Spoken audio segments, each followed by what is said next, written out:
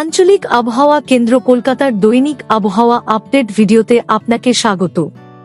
গত 24 ঘন্টায় পশ্চিমবঙ্গের জেলা ভিত্তিক গড় বৃষ্টিপাত মানচিত্রে প্রদর্শিত হয়েছে। দক্ষিণবঙ্গের অধিকাংশ স্থানে এবং উত্তরবঙ্গের অনেক স্থানে অতি হালকা থেকে মাঝারি বৃষ্টিপাত হয়েছে। এর সঙ্গে আলিপুরদুয়ার জেলার 2-1 স্থানে ভারী বৃষ্টিপাত হয়েছে।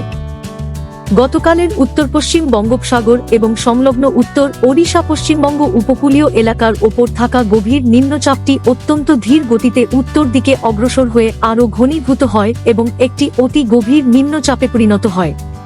এটি গত 6 ঘন্টায় 3 কিমি প্রতি ঘন্টার অত্যন্ত ধীর গতিতে আরও উত্তর দিকে অগ্রসর হয়ে আজ সকাল 8:30 একই অঞ্চলে 21.4 উত্তর অক্ষাংশ এবং 88.1 পূর্ব দ্রাঘিমাংশের কাছাকাছি অবস্থান করছে। এটি উত্তর পশ্চিম দিকে অগ্রসর হওয়ার এবং আজ বিকালের দিকে বালাসোর ও ক্যানিংয়ের মধ্যবর্তী অঞ্চল দিয়ে পশ্চিমবঙ্গ উত্তর ওড়িশা উপকূল অতিক্রম করার প্রবল সম্ভাবনা রয়েছে।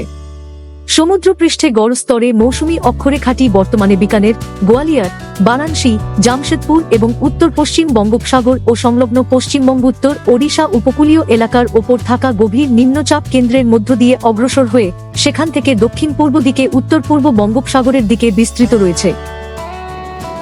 দিনের আবহাওয়ার পূর্বাভাস মানচিত্রে প্রদর্শিত হল।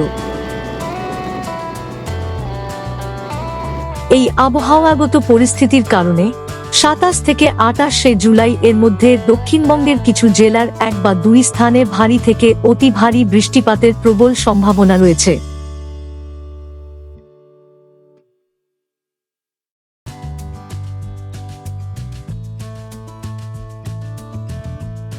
ভারী বৃষ্টিপাত অথবা বজ্রসহ বৃষ্টির সময় নিরাপদ স্থানে আশ্রয় নিন।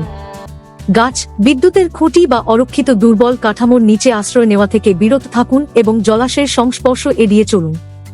যানবাহন চলাচল প্রয়োজন অনুযায়ী নিয়ন্ত্রিত করা হতে পারে।